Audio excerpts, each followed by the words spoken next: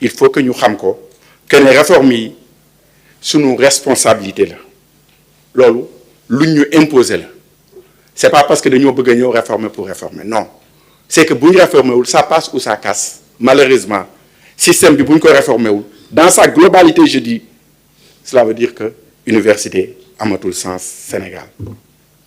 bala may terminer damay delluwaat di ñaanal étudiant bi nga xam ne moo fi jóge parce que wax naa ko ci sama début kàddu yi man damaa jàpp que ne étudiants yëpp sama njaboot lañ parce que professeur université la délégué yi doon ñëw di négocier ak man 8 yi ñaar ñi sama étudiant lañ à l'université ba may jógee université maa leen doon jàngal donc sama njaboot lañ samay rakk ñoo fa nekk nee naa leen samay doom samay jarbaat ñoo nekk université ma di leen woo ne leen nañ delloo si ñun ñëpp suñu xel parce que calme ak retenue lu mu la mayul dara du la ko xañ te violence ça n'a jamais réglé les problèmes même les guerres se terminent autour d'une table bu dee violence rek du régler dara donc ma leen di woo ñu def loolu et loolu ñun ñëpp tout le système nous le devons au défunt Ablaye Ba parce que la vie est sacrée te apaisement ak responsabilité loolu lañu war a def pour honorer muy étudiants yi muy ñun ñi ñëpp ñi nekk ci système bi pour honorer la mémoire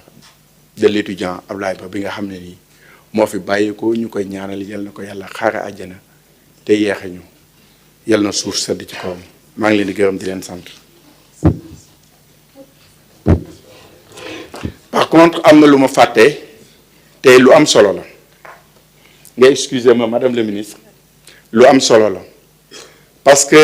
fan yii yëpp damay dégg ci presse bi te dama koy wax sunu mbokk journalistes yi dee leen gëstu damay dégg fan yëpp ci presse bi ñu ne état bi dafay violer les franchises universitaires moi je suis un universitaire et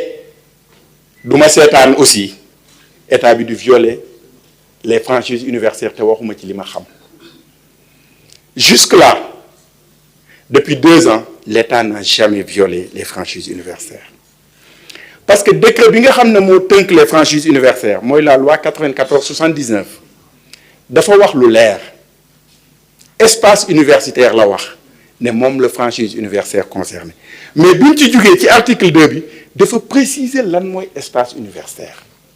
daf ne espace universitaire mooy faculté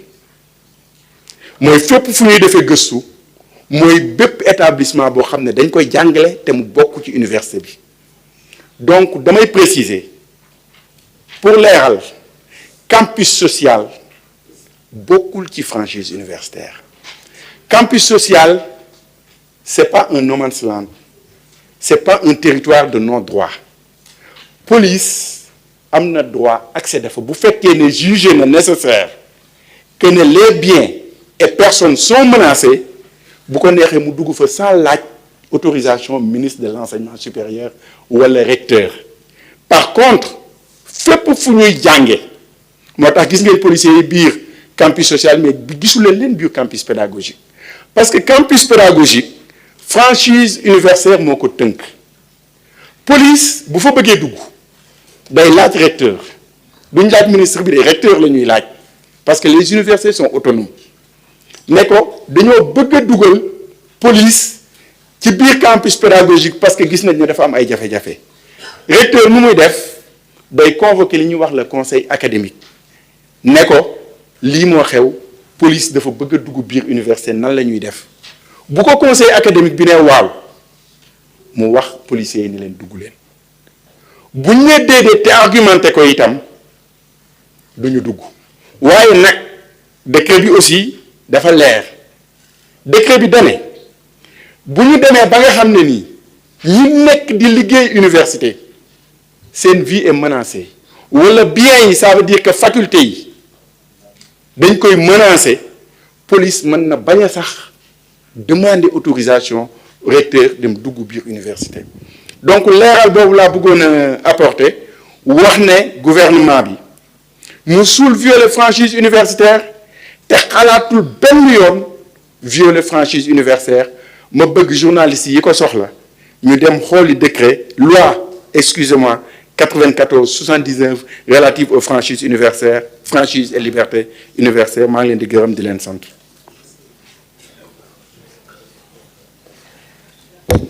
jërëjëf monsieur le ministre Daouda Ngom donc dañuy jox kàddu gi kon ministre bi ci topp mooy le ministre de l'intérieur maître Bamba Cissé.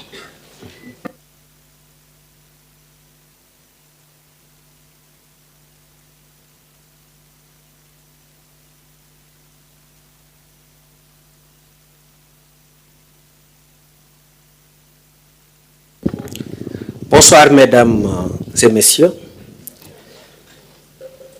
Avant tout, je souhaite exprimer ma pleine compassion envers toutes les personnes affectées, étudiants, personnels universitaires, familles et l'ensemble de la communauté académique à la suite des événements tragiques survenus hier à l'université et qu'on a pu observer à distance. J'adresse mes sincères condoléances à la famille, aux proches et aux amis de l'étudiant Abdoulaye Ba, malheureusement décédé hier. Il est sûr que ce qui s'est passé hier constitue une tragédie. Ma position de principe est que l'université doit rester un lieu d'apprentissage, de dialogue et de construction, pas un espace de violence, pas un espace de peur. Je comprends donc le choc, l'indignation et les interrogations qui s'expriment ça et là. Certaines sont même légitimes, je le reconnais, et peuvent se justifier. Je tiens cependant à rassurer tous les citoyens qu'une enquête est en cours pour établir les faits et circonstances qui ont conduit à ces incidents et tragédies. Mesdames et messieurs, il y a lieu de souligner, sans verser dans des considérations relevant de justification, parce que ce n'est pas conforme à notre éducation ni à notre parcours, nous voulons vous parler franchement avec un langage décodé et sur fond de sincérité et d'honnêteté. C'est pourquoi d'ailleurs je salue cet exercice de transparence et j'en profite pour remercier les journalistes pour leur présence. Je parlais d'un exercice de transparence. Des vérités doivent être dites, sans choquer cependant, parce qu'on est dans un contexte de deuil.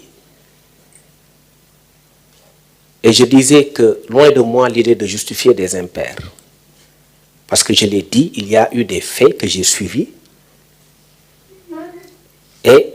qui m'ont moi-même heurté.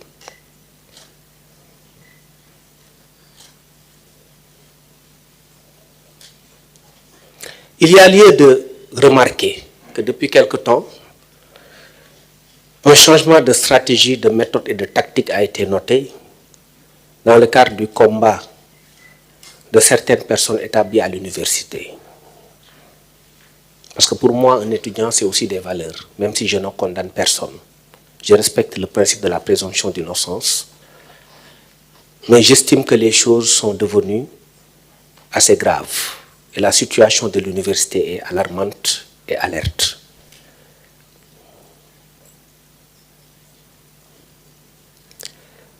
Ce changement de paradigme et de méthode a conduit à la nécessité de protéger les infrastructures à l'intérieur du campus